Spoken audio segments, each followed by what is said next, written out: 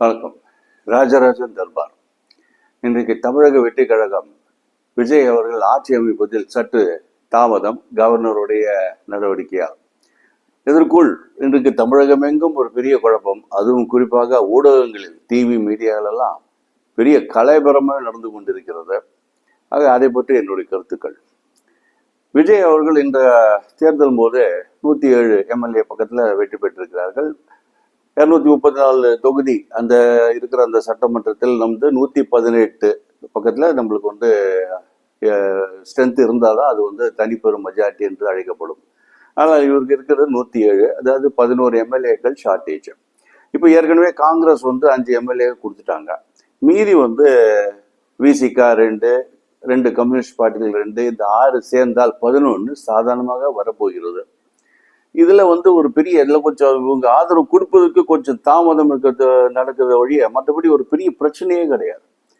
ஆனால் இன்னைக்கு மீடியா பார்த்தா எந்தெல்லாம் பேச முடியுமோ அதெல்லாம் பார்த்தோம்னா ரொம்ப ஆச்சரியமா இருக்கிறது, அதிசயமா இருக்கிறது, அதுவும் அதிர்ச்சிகரமா இருக்கிறது. இவர்கள் மீடியாவில் இவங்களுடைய டிஸ்கஷன்ஸும் இன்னைக்கு தமிழகத்தில் பேசப்படும் பேச்சுக்கள்லாம் பார்க்கும்போது, தமிழகத்தில் கவர்னர் ஆட்சி நடக்க போகும், அது ஒரு பக்கம். அதுக்கப்புறம் புதுசாக ஒரு தேர்தல் வரப்போகிறது, அது ஒரு பக்கம்.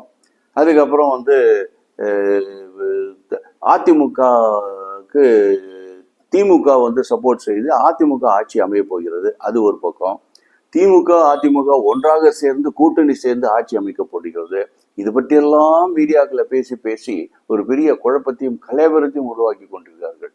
ஏற்கனவே சொன்ன மாதிரி தேர்தலுக்கு முன்னாடியே காங்கிரஸும் விசிகாவும் தாவேக்கா கூட போறதா தான் இருந்தது. ஸ்டாலின் தான் வலுக்கட்டாயமாக இழுத்து நிற்க வைத்து விட்டார்.